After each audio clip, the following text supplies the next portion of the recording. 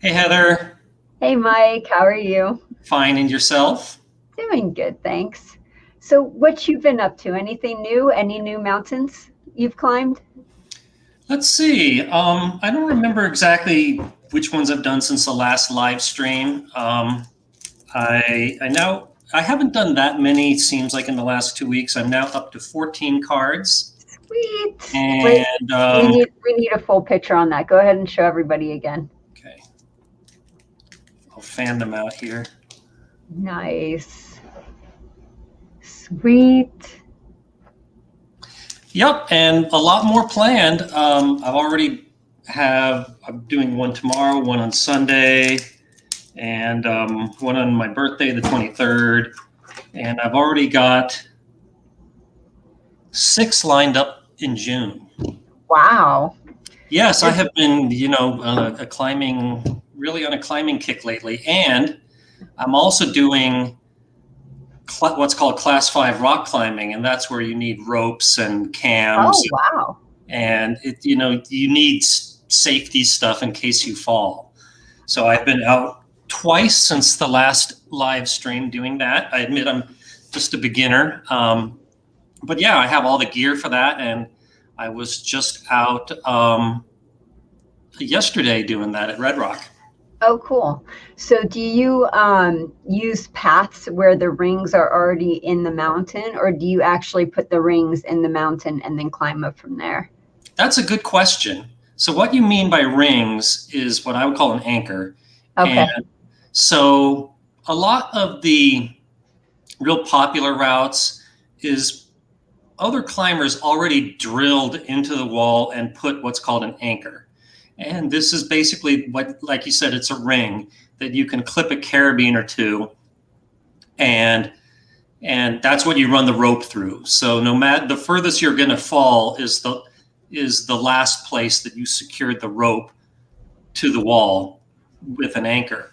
And I what I do so far is called top roping, and this is a pretty safe way to climb. And that's where there already is an anchor at the top, and you climb kind of the easy way around the back and put a rope through that anchor and then throw both ends down.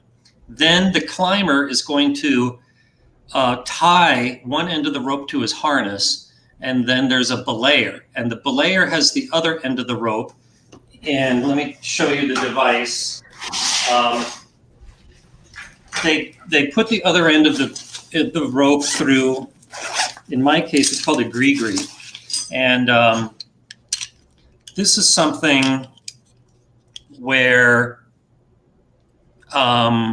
it's a good way to control the speed of the rope.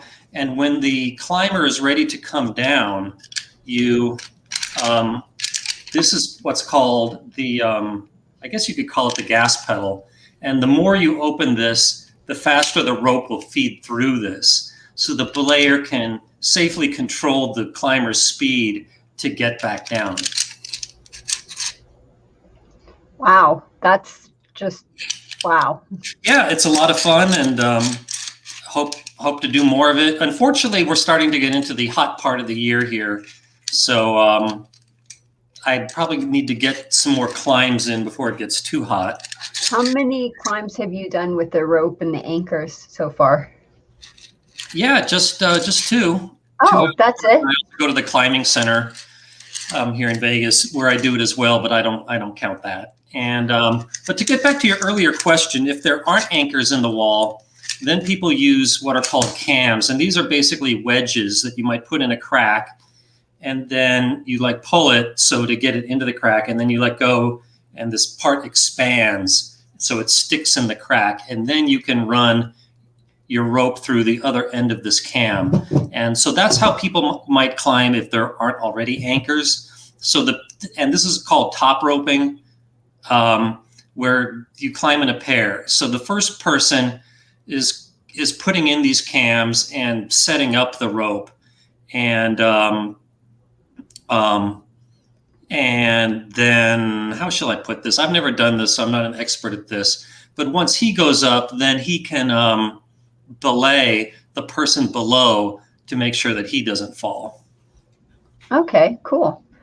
And before we go any further, if you guys are watching, we've waited a few minutes, allowed some people to get in here. So if you guys have any questions for Michael Shackelford, please put them in the chat and we will get to them as soon as we can. We typically start with the questions that were asked first and then go down the list. So the earlier you ask, the more likely it will be that we will ask your question. Now, I have one more question for you, Mike, before we get to the viewer questions. Do you ever go to those places where you climb the wall, and what do you think of those things? Do you mean like a climbing center? Yeah, like a climbing center, or even if you went to like the Boulevard Mall, they had something in there where you had like different climbing walls, and they were like all different in some way or another, but they're still fun. Do you ever do those? Yeah, I currently have a membership at the, I think it's called the Red Rock Climbing Center. So it's, I think it's on Charleston and Lindell, I think, something like that. I know that one. That one's been there forever. Yeah, so I've been there several times lately, and that's a good place to practice, and it's nice and air conditioned, and you know, it's closer. So yeah, I like that place. You know, it's more fun to go up actually outdoors. But before that, you know, I love climbing walls wherever I could find them. And you know, I don't care if it's only kids doing it. I'm gonna demand my turn and climb that thing. Well, I'll join you, but I probably won't go any further than the bunny wall instead of the bunny hill. I like to try even the hardest one. I'll be on the ground taking pictures of you. By the way, in downtown Reno, there's I guess it's probably like a 12-story apartment building, and they have a climbing wall going up the whole way, and you can see it right there on Virginia Street, and it's on my bucket list to do that. I definitely want a picture of that. I really hope someone can take a picture of you doing that. Yep, thanks. What's new with you, by the way? Nothing really new. Really excited to get to these questions today. We have a bunch of people here, a bunch of people asking questions. Do you want to get to the peanut gallery, or do you want to start with the forum? Let's go right to the peanut gallery. Sounds good. So our very first question of the day comes from Sab, and I cannot say the whole name because I will butcher it. I apologize. Sab says, in soccer sports betting, when the home team, away team, and the draw all have positive odds, is it wise to bet both the teams in different sports books to make it a positive EV? Okay, so this, I guess this question is about arbitraging sports in general. So let's say that there is a soccer game, and or any game, and sometimes you can get one line at one casino and another line at another casino, and if you size your bets correctly, you can come out a winner regardless of who wins.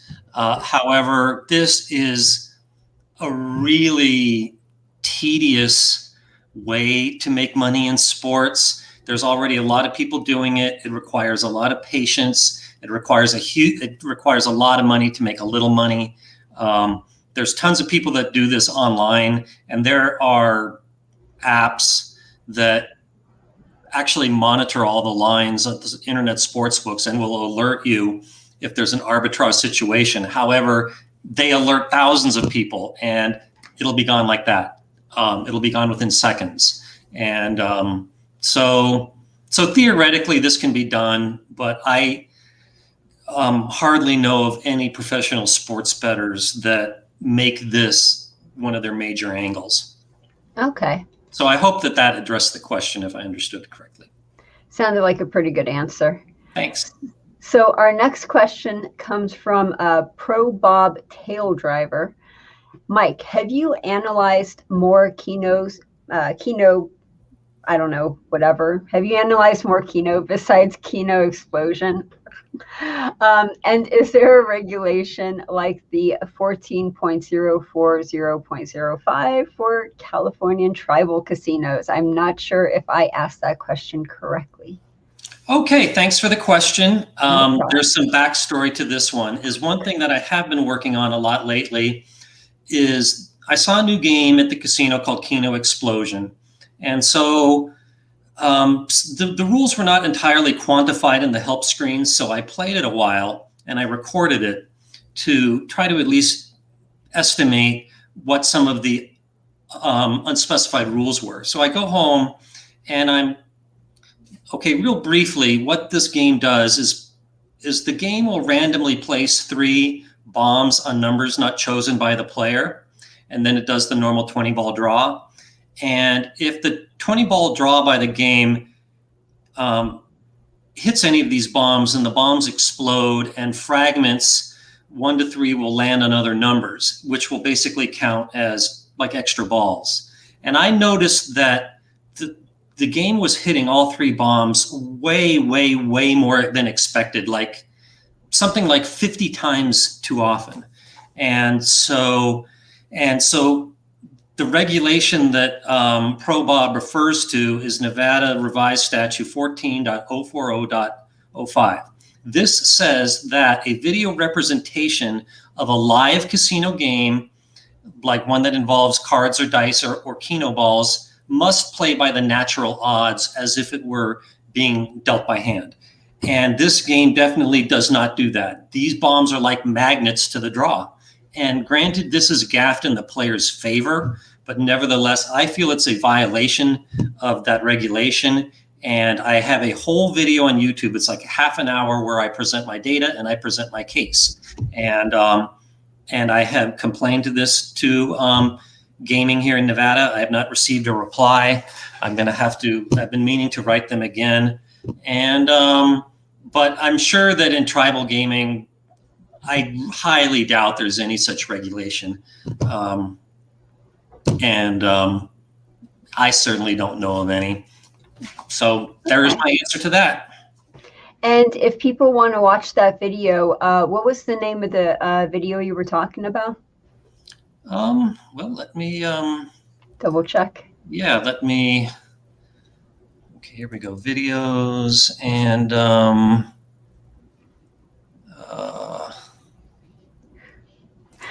we're getting the real-time answers. Real-time answers to real-time questions. Maybe I forgot to make this live. Oh, so it's an unlisted video you are now going to be listed right after this. Yes. Lots of times I like to keep things unlisted for a few days in case anyone spots an error. Oh. But yeah, go to my YouTube channel. The odds must be crazy, and do a search on Keno Explosion and you'll find it. Fantastic. Thank you. You're welcome. So our next question is from Sav again, and he says, for the system sellers out there who argue for their long-term systems, if a system fails in 1 million hands or even 10,000 hands, are people really going to play millions of hands in their life? I want to know what your take is on this. Okay, so when I try to make the argument that, let me close my door here.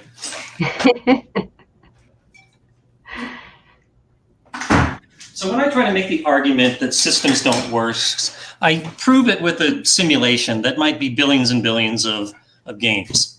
And sure enough, they all fail this test. So system sellers will come back and say, maybe it will take 1 billion spins in roulette to kill my system, but it seems to work just fine with 10,000 bets. So to that, I would say that if I were to, do 1 million simulations, that could be like 110,000 simulations. And you just add up the results to a bunch of 10,000 simulations and you'll get the same result. You will see that the house edge is exactly the same. And what can't be trusted in 1 billion spins can't be trusted for 1 or for 100 or for any number. So, it is normal statistics to test things with computer simulations. And the more trials, the better. So the people that say that doing a billion spin simulations seem to imply that my system will do great for some mysterious number of games, and then maybe it will run out of gas and fail.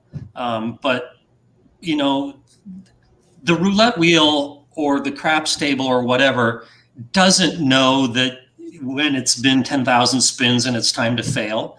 You know, every single bet is independent, and furthermore, I'd be happy to, you know, run simulations, just like, say, lots of simulations of 1,000 spins, and you would see the same results. And furthermore, in all my videos that I do debunking systems, I do 1,000 bet simulations, and I sit there and I click over and over and over again, and you can see the graphs, and you will see that something like 90% of the time they fail. And yes, sometimes they win, but you'll be able to see that, you know, with the many 1,000 spin simulations that I do, that the systems don't hold water. So that's my answer to that. Awesome. Great answer. Thanks. Next up is from Big Boy. And Big Boy says, this is a question for both of us. Yay. Do you guys think that the gaming industry will allow for marijuana use for its patrons once it is federally legalized? I ask because from the news, it seems like this is going to be in the near future. I certainly don't see it being allowed on the casino floor because, you know, some people really object to the smell and they don't want to get a contact high. But I could see, you know, having like marijuana lounges, like kind of like a cigar lounge, where the circulation is completely independent of the rest of the casino. I absolutely could see that, and I would be all in favor of it. So I just want to go back and forth with you a little bit. Mm-hmm. So if casinos are going to allow cigarettes and if casinos are going to allow cigars, why wouldn't they allow marijuana? Because cigars are horrible, cigarettes are horrible. And as a former dealer, I remember that was part of like the job that I hated the most, was having to sit there and smell cigar smoke being blown like directly in my face. So if they're already willing to allow that with cigarettes, and if they're already willing to allow that with cigars, why wouldn't they allow that with marijuana, especially if it would just be something else that they could sell on the casino floor to make more money? Okay, first of all, I totally am against allowing tobacco smoking in casinos. And if I were in charge, I would not allow it. I second that. I have been an advocate of that for decades. I would like to think I'm a libertarian in terms of personal freedoms, but I think that your freedoms end where my rights begin. So in other words, you have the right to swing your arm as long as your fist doesn't hit my nose. Much in the same way, I have no problem with people smoking as long as they're not exhaling smoke that other people have to breathe in. So, okay, but that said, I think that if the casinos felt like they would make more money if they allowed people to smoke marijuana right on the casino floor, and they were allowed to allow that, then they would. But I don't think that most people that don't smoke it would appreciate it. I think they would get a lot of complaints. So that's why I don't see that happening.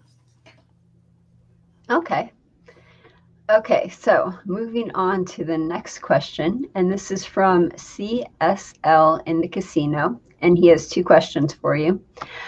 When deciphering a slot machine, how do you account for the unseen virtual reel? What unseen virtual reel are you referring to? Okay, so CSL, answer that question, and we'll go on to it. Well, here's what I think he's asking. Okay. With a video slot machine, like say Jackpot Party, there will be a virtual reel that, let's just say, for example, it has 100 stops on it. And the way the game will work is once for each reel, it will pick a random number from 1 to 100, and let's say that it's 23. It'll say, okay, we're going to stop on the top position as number 23 and show the next 3 symbols on the reel strip from there. And it does this once for each reel. So he might be asking, how do you know the whole reel strip if you can only see 3 at a time? And the way you do that is you just play a lot. And I record, and I record hundreds of spins, and I notice every single combination of 3 symbols. Like, for example, I may see watermelon, lemon, strawberry, and I might see strawberry, bar, plum. And so I have all of these like 3 sets of 3 symbols in a row. And then I have a program that I wrote where I enter all this in, and it tries to piece them all together so it makes one complete loop. And that might sound easy, but where it gets complicated is sometimes you will get the same sequence of 3, 2 or more places in the reel strip, and that makes it real confusing. So, but basically that's how I do it. It's kind of like a jigsaw puzzle. That's a pretty interesting jigsaw puzzle. Thanks. So CSL's second question is, I previously asked you about basic strategy for the TV game show Card Sharks. Curious, have you developed it yet, and how is it coming? Yeah, I'm sorry. I totally forgot about that, but I'm going to write it down and then probably forget again. But hey, writing it down helps. Well, I will say that there have been 2 casino games that were based on Card Sharks, and one of them was called Catch a Wave, and I forgot the name of the other one. And I write out the strategy for those games on my site, and but yeah, after this, hopefully I will.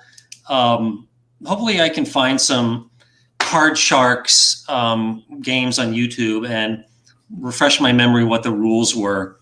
And yeah, that would make a good Ask the Wizard question, so I'm motivated to answer it. Sweet. And if people want to submit their Ask the Wizard questions, how would they do that? I tend to cull most of them from my forum at Wizard of Vegas, but you can always send a question, go to Wizard of Odds, contact, and then say, I have a gambling question. And hopefully it makes it to me. That way is not as reliable as reaching out to me on my forum.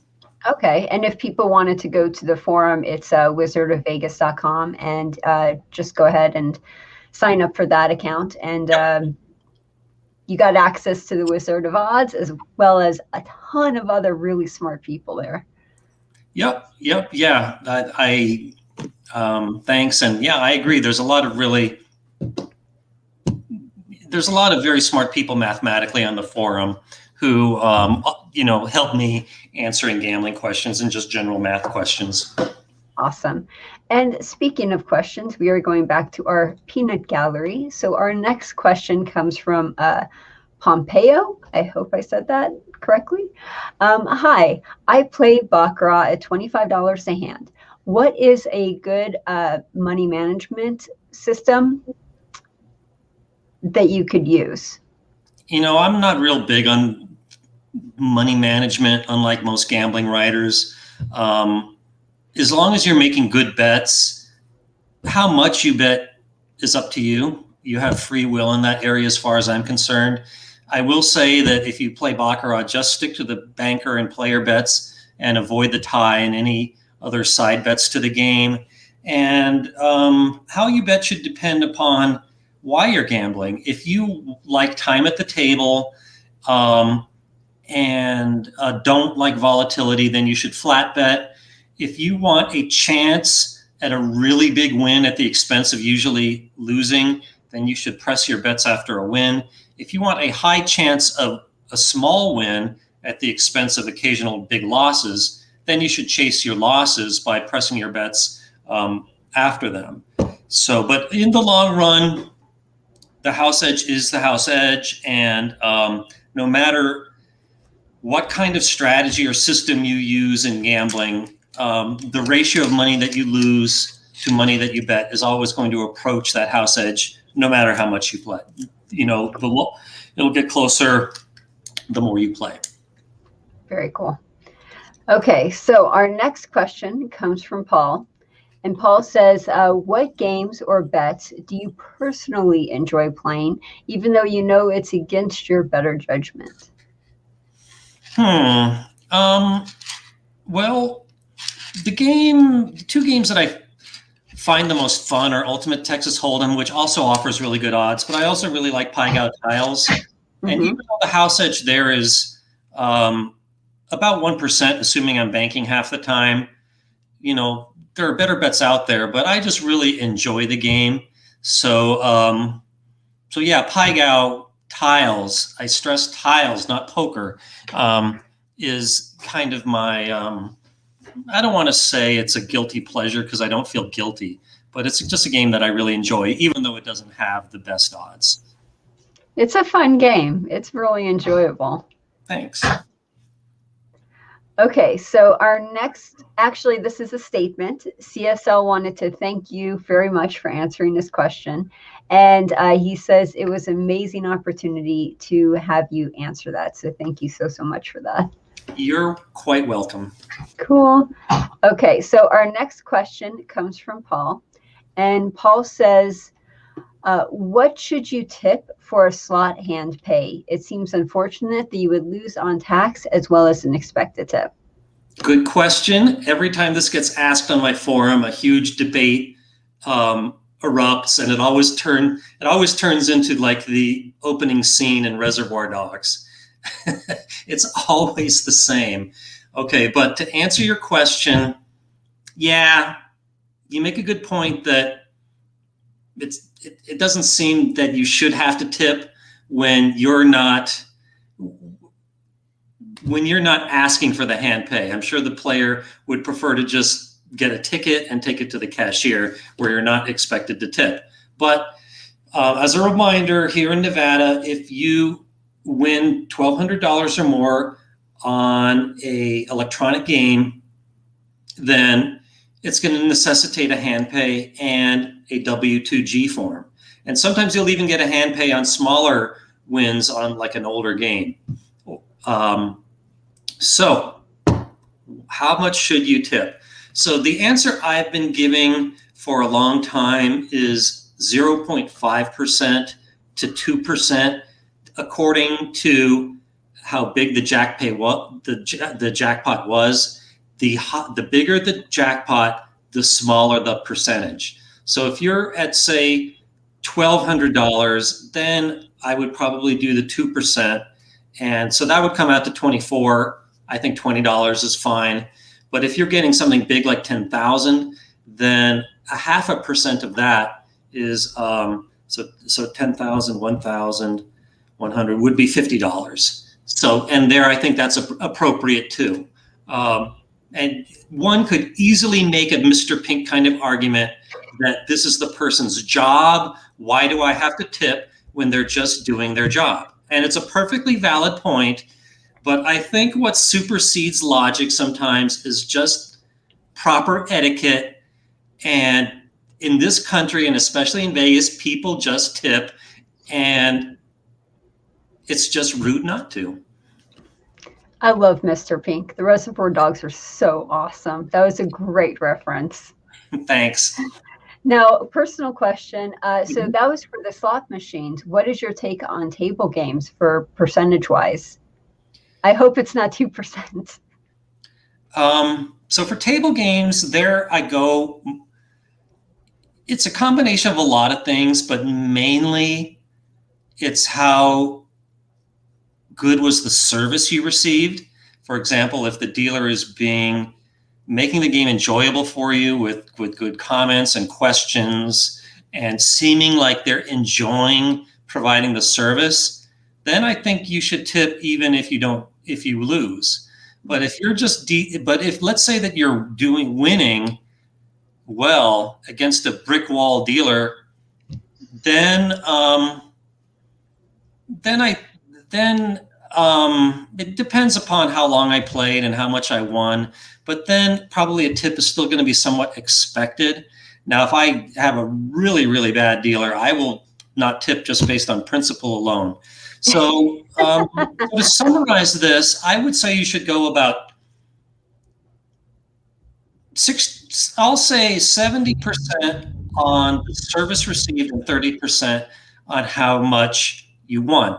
Now but let's look at, say, a typical example. Let's say that I'm betting $25 a hand for 2 hours at Blackjack, and I get, shall we say, an average dealer, and I have average luck, where let's say that I lost $100, which is not bad for playing that long at that level.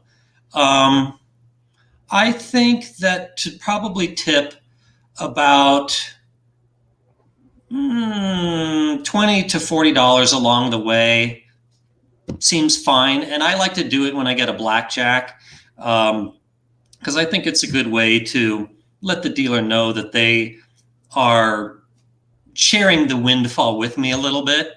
Now, sometimes you might not get a Blackjack for a while and you kind of feel like you're overdue to tip.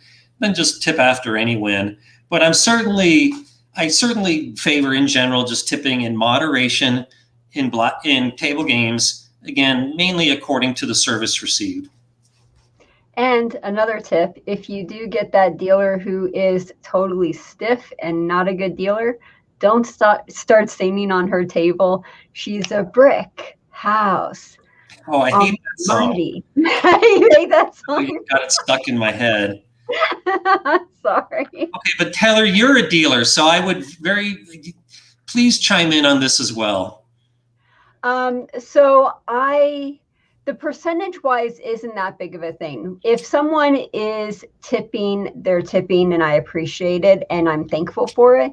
So, for example, if you have a $5 bet and you tip $1, that's awesome. If you have a $25 bet and you're tipping $3 to $5, I'm happy. When I'm not happy is when you get a $40,000 win and then try to give me $40, because that's a 0.001% tip, I think it is. So I was a little upset when that happened. Yes, what is it exactly? 0.1%. 0.1%. Okay. Yeah, so I was just a tad unhappy about that. Now, Heather, maybe you've changed your position on this, but this came up a long time ago.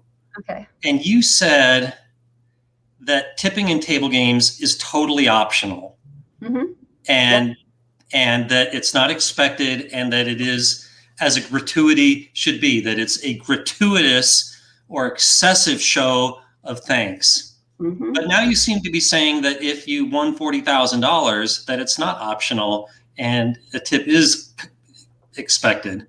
My opinion didn't change. I still agree with what I said before, but I think what it is the amount of money that is won determines how big of a tip I'm going to get.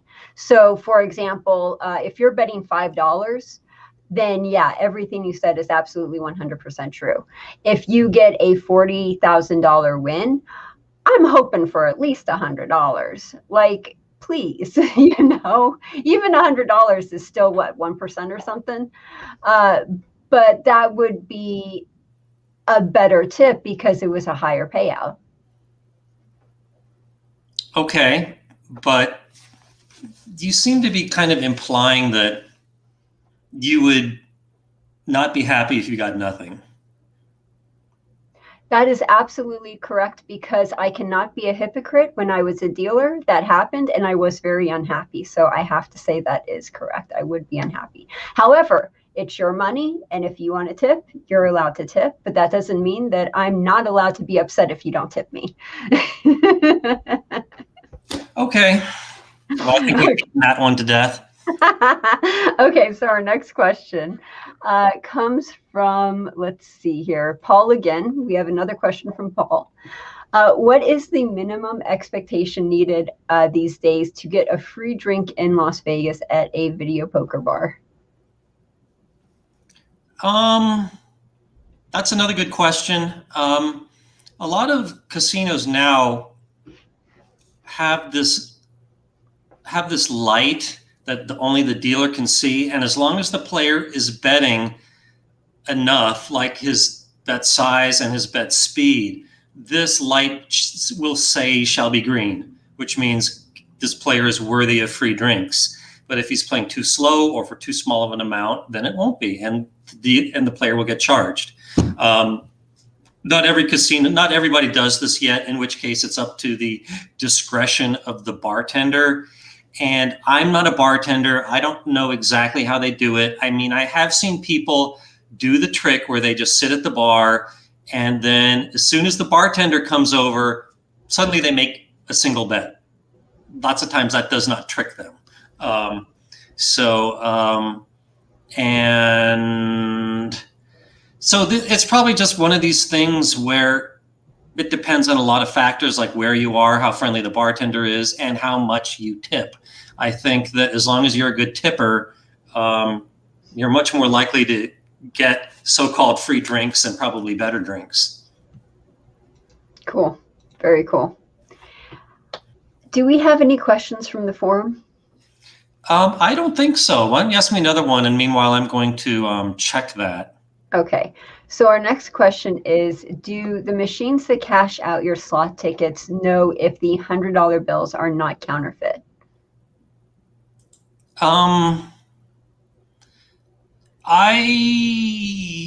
That's a good question. Like, if you put a $100 bill into it expecting change, then I think that they would screen for that.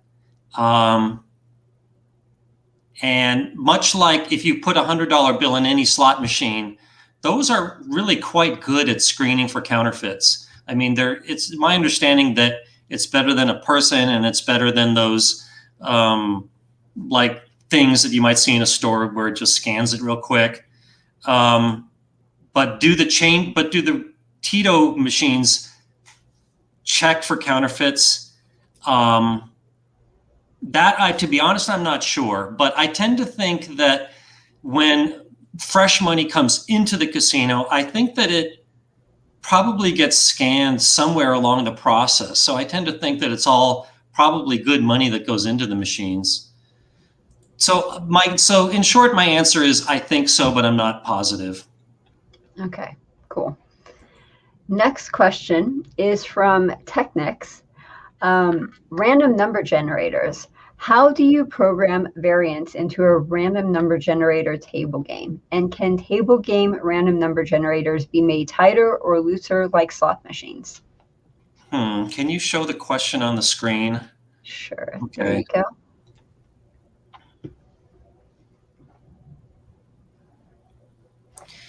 All right. Here's the way they might program a digital version of, let's say, craps. What they're going to do is they're going to draw a random number and convert this number into a number from 1 to 6. For example, they might draw a random number, which typically might be from anywhere from 0 to 4 billion and something. And so they would take that number, divide it by 6, and take the remainder, which is going to be 0 to 5, and then they can add 1 to that, and they can get the outcome of a die roll. And if you do that twice, then you get the outcome of 2 dice rolls. And you can use that to represent the roll of the dice. Much like if you're playing video roulette, you can do the same thing, but you divide that big random number by 38.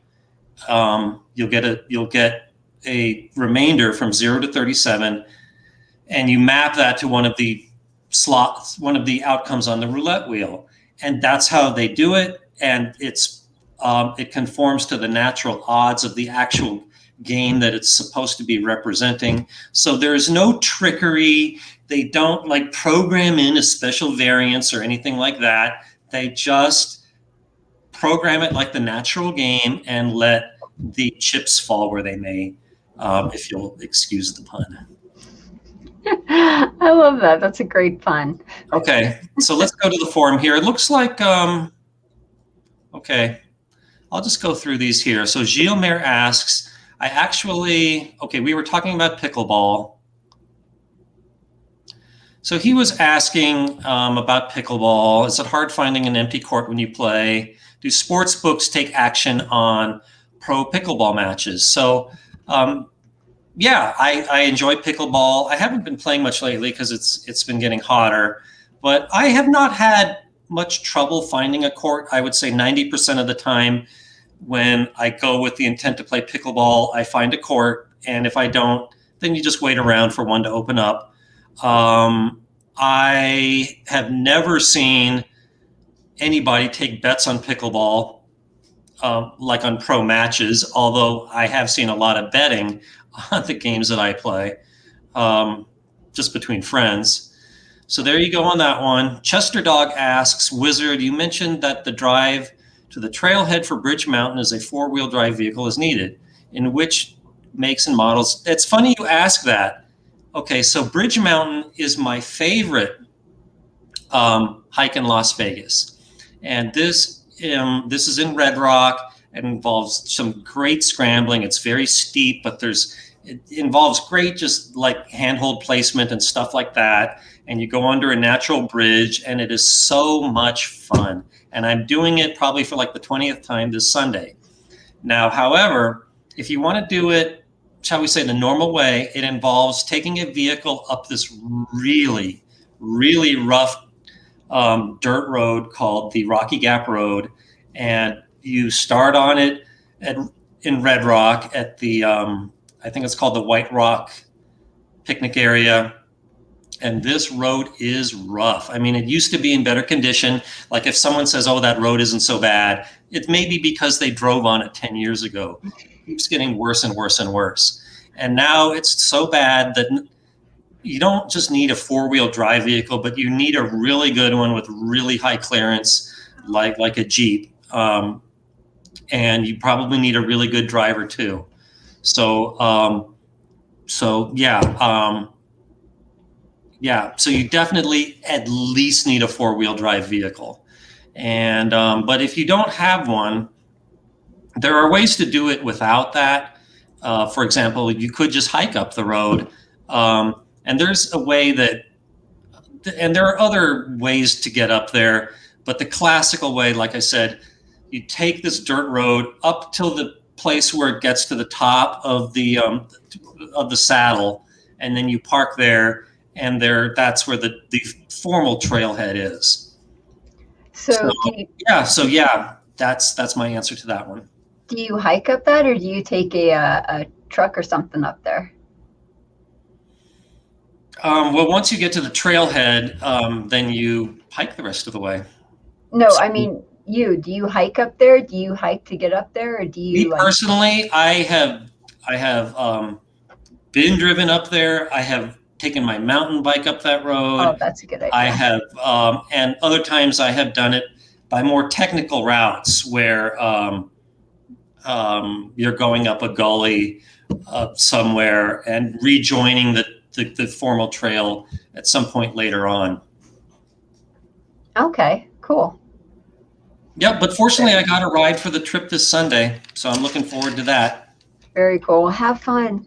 Thanks. You're welcome. And hopefully it won't be too hot. Fingers crossed. Okay, so our next question. Oh, do you want to do a form question or a peanut? Oh yeah, let's get back to that. So again, he says makes and models. I don't want to get into that too deeply, but again, I think something like a Jeep, or at least as good as a Jeep, would get you up there. Okay. Cool. So Dusakis asks, what's the highest value chip you've ever held? Ooh. And this is to both of us. Cool.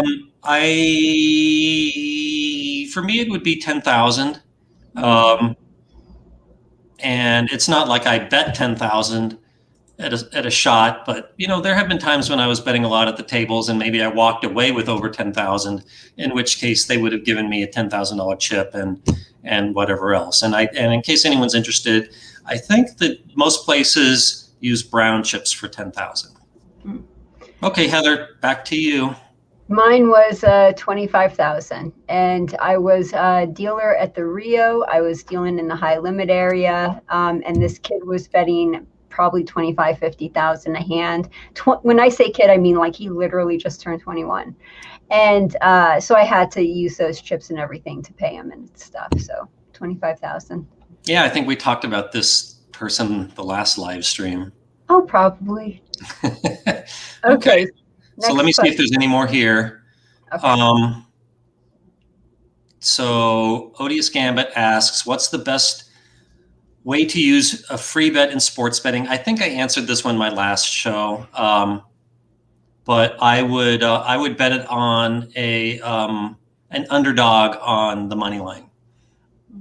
So anything that pays a lot, albeit may have a lower probability of winning.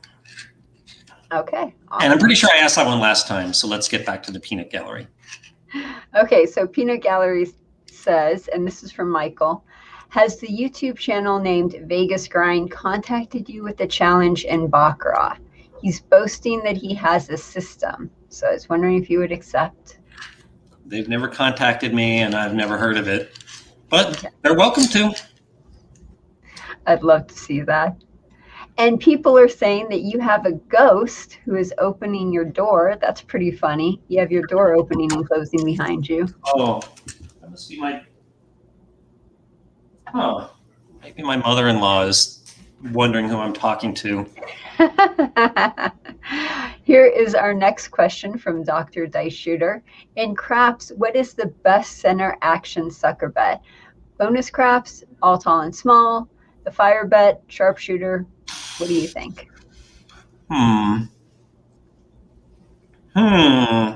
Some of these have variable pay tables, but let's go over to my website and let's kind of quickly summarize them.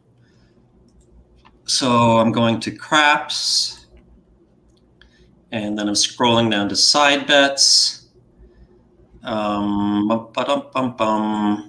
So the fire bet, this one has different pay tables. One of them has a house edge of 25%. The other one is 21%.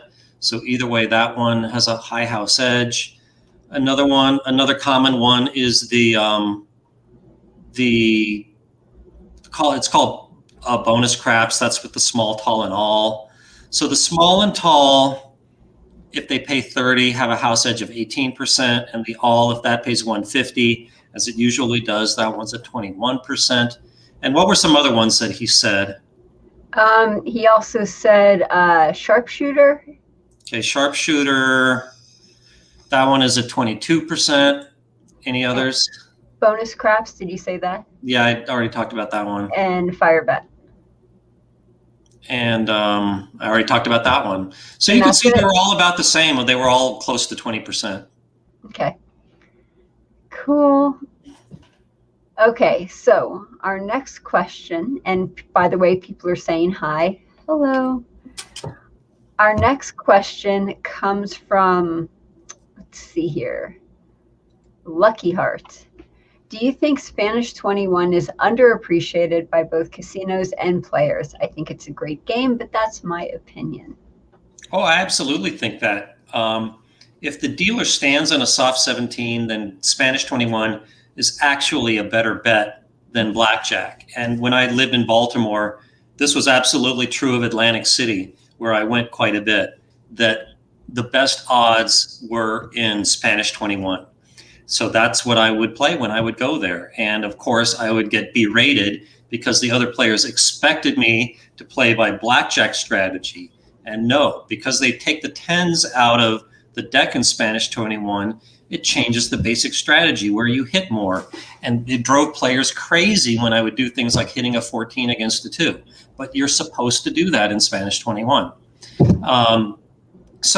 But if the dealer hits a soft 17, then it's going to come down to the other rules. But probably in most casinos, it's going to be on par with Blackjack. So I definitely think that most players don't appreciate Spanish 21 as much as they should.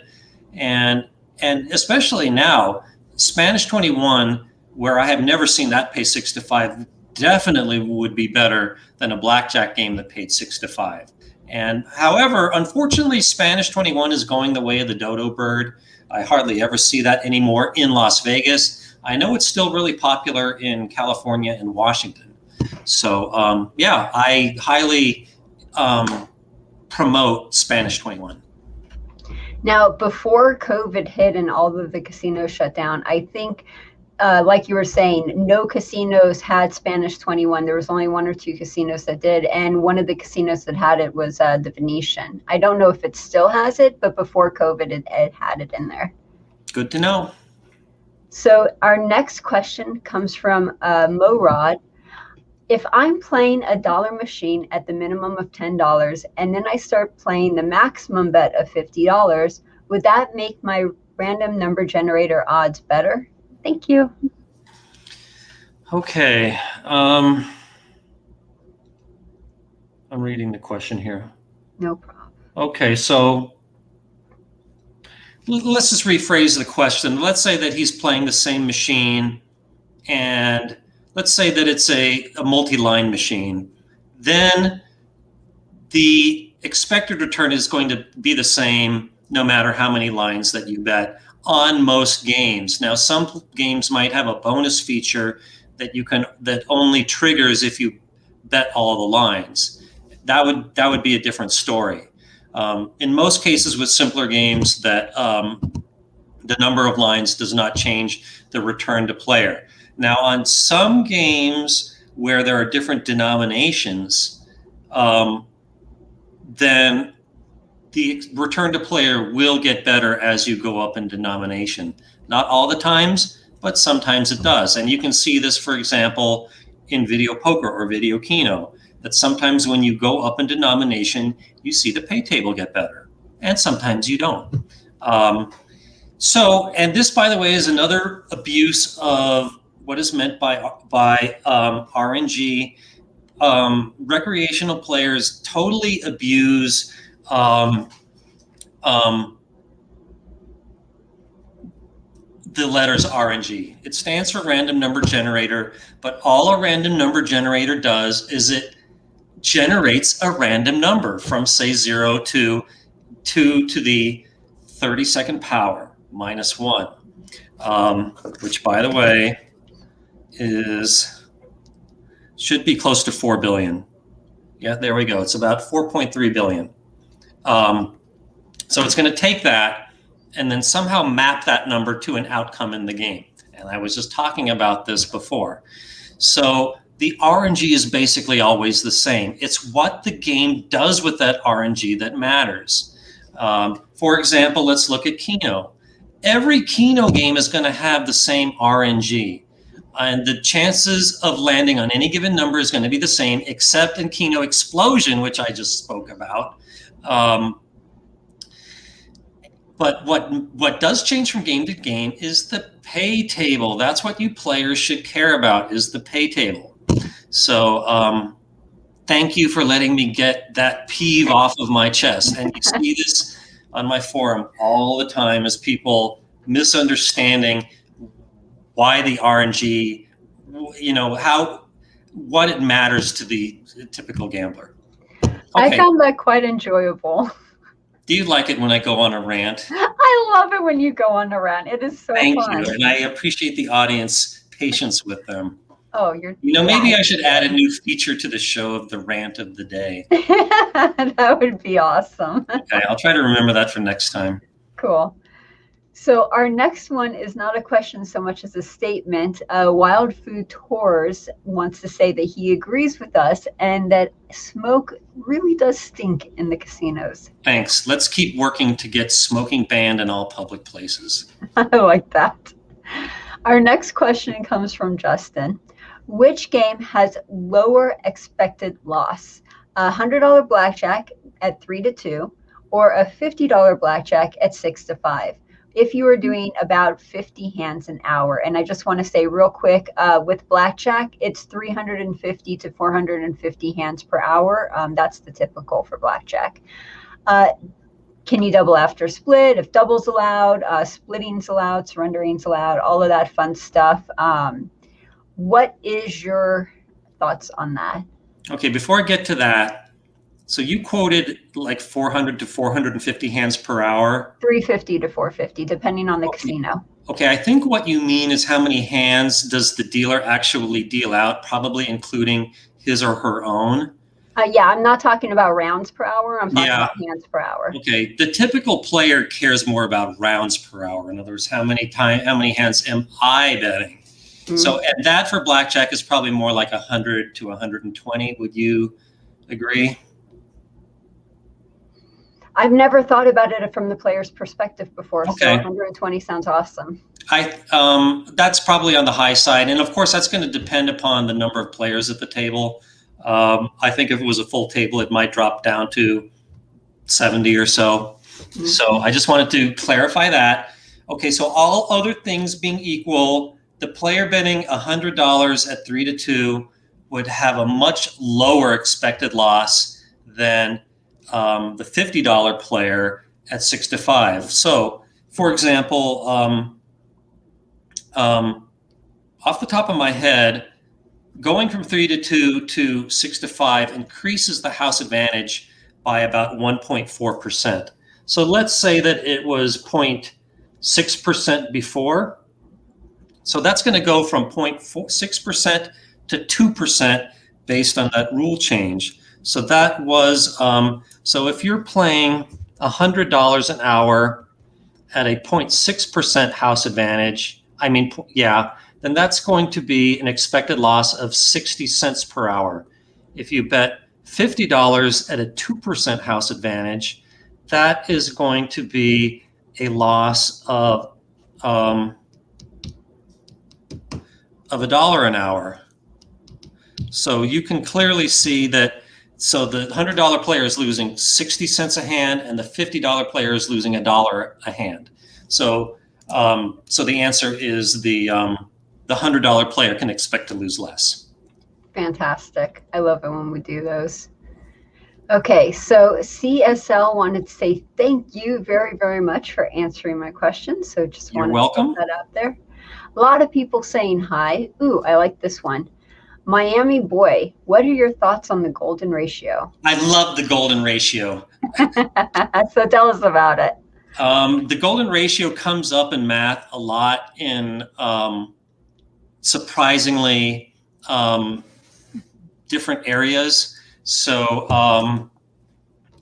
so the main use, like lots of buildings are in the dimensions of the golden triangle. So let's say that it's this. So let's say that the height is x and the base is y. The golden ratio will have the property that the ratio of x to y is equal to the ratio of y to x plus y. So let's say that the height of the building is 1. Then we would say 1 over y is equal to y over 1 plus y. So in that case, y squared is equal to 1 plus y. So y squared minus y minus 1 is equal to 0. So using the quadratic formula, solving for y, we get 1 plus or minus the square root of 1 plus 4 divided by 2, which is equal to 1 plus the square root of 5 divided by 2, which equals approximately 1.618. So let me show you my work here. But another application of this is with a pentagon. And this, I don't remember exactly off the top of my head, but I think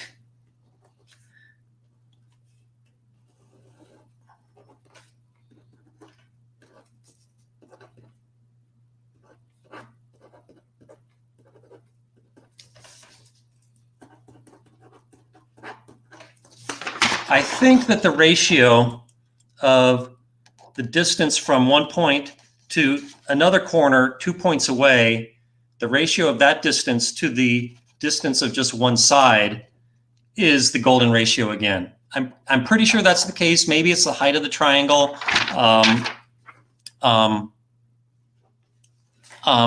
Who knows? Maybe if Miplet is here, Miplet, please check that for me real quick. But yeah, you see that the golden ratio just comes up in simple geometry questions like this a lot. And I think that it also is seen naturally in nature. I can't think of a good example off the top of my head, but the golden ratio is great. Good question.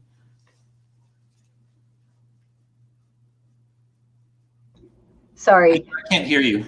Yeah, sorry about that. Did the audience hear my sermon on the golden ratio? Yeah. Oh, yeah. We could hear you fine. Good. I had my microphone muted because my older dog was making noises and I didn't want to interrupt you. And I just forgot to turn it back on. Pip, she's getting older. So the golden ratio, that's where you have that rectangle and you see the spiral hit the certain areas, and then you see that in nature. That's what you're talking about with the maybe like the seeds of a sunflower. Yeah. I'm not positive, but yeah. The golden ratio is honored and worshipped in art and drawings and paintings and all that stuff too. So I love that it's worshipped in both math and art. Yeah, and surprisingly, there's a lot of overlap. In fact, I have a book here on the art of mathematics. Where is it? I need to get a picture to show you guys the golden ratio. I need to draw it real quick.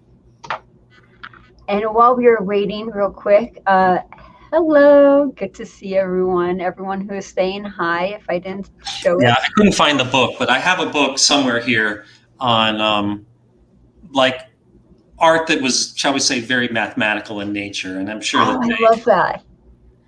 I've seen that before. I love those. Mm-hmm. So talking about your rant earlier, we had a couple people agree with you, and one person was like, preach. Preach it, brother. Preach it. I had to show that to you. Our next question is from... by the way, I note the time, so let's just ask a few more, and we'll have to call it a show. Sounds good. Do you have any from the forum, or you want to do all from the Peanut Gallery? Peanut Gallery. Okay. So next question is from Domestic. Hello. My understanding is that the mob used to be involved in the Las Vegas casinos. Do you know if the 4 casinos in Russia are free of this issue, or are the casinos simply owned by private millionaires? I really, don't know about Russia. It wouldn't surprise me if there's a little bit of pay to play there, but I don't like making accusations about things that I don't know about. So yeah, my short answer there is I just don't know. Okay, and I don't know as well, but it's really good to see you, Dom. Do you want to do one more question, or do you want to make that the last one? Let's just no more new questions, and I'm just going to try to quickly answer anything that's in the queue. Sounds good. We have about 2 or 3 then. Okay. Jim says, what is your prediction on when the mask mandate will end inside the casinos? Isn't June 1st already a date for that? The mask mandate, I'm not sure. I know they're going to 100% occupancy on June 1st. I haven't really heard about the mask mandate being lifted. Yeah, I think that June 1st is, shall we say, it's going to be a big date here in Vegas. I think that's the kind of the target date to get back to normal. And I think casinos will still be allowed to require them, much as they can require you to wear a shirt. But I think that they will no longer be required by the government to enforce masks. Yeah. Okay. And then Michael says real quick, I will say this for anyone who wins 40,000 and tips less than 100 is a bleep and bleep. That's why I had to show that. Okay, moving on. Jason Ybarra has a question. Just got back from Las Vegas, been going since 2001. I don't see the watch your water use signs as much anymore. With all of this continuous building, what is the state of the water supply in Las Vegas? That's a great question. Yeah, this is a hard one to give a short answer to.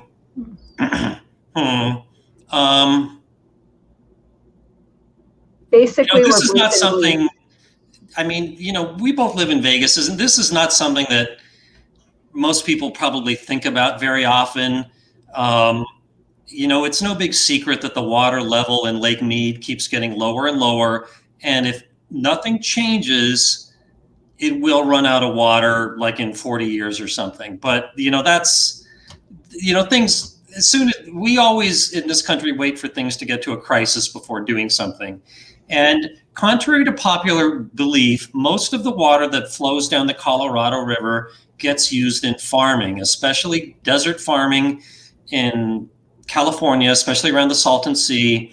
And they like to grow water hogging plants like almonds. So if things really start to get close to a crisis nature, that even though there are already agreements in place where farmers get extremely subsidized water, I think we're going to have to ease up on those subsidies and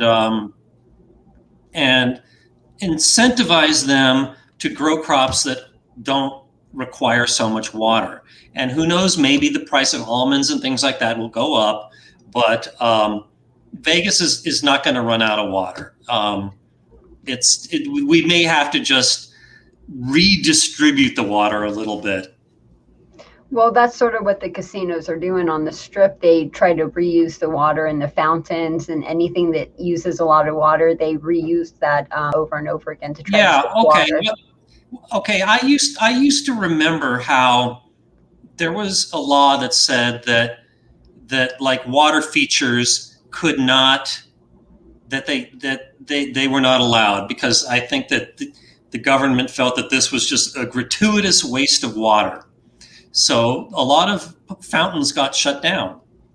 And so what the places that had the fountains did was they had water trucked in from other states to put in their fountain, which is even worse. This is like using all this gas and energy to transport water, which is really heavy.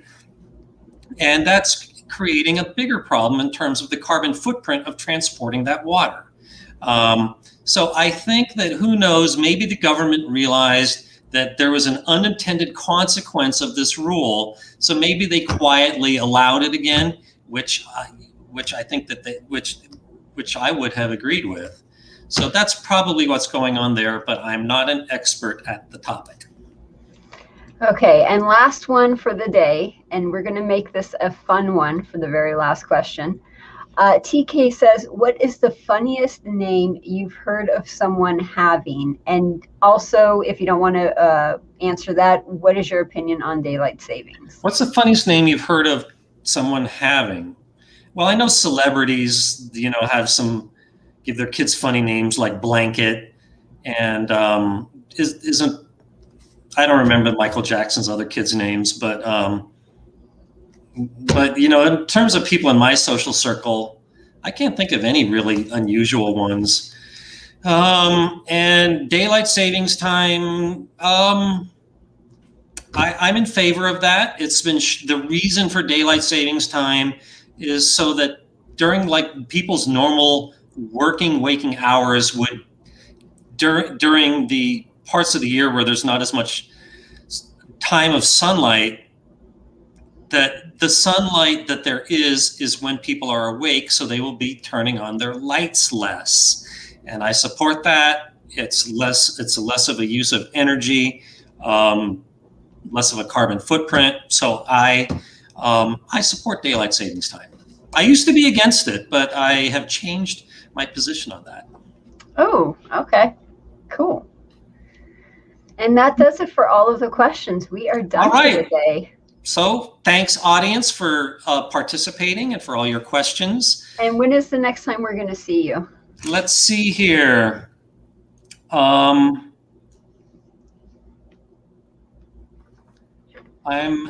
3 weeks is not going to be good for me. So how about 2 weeks, May 27th?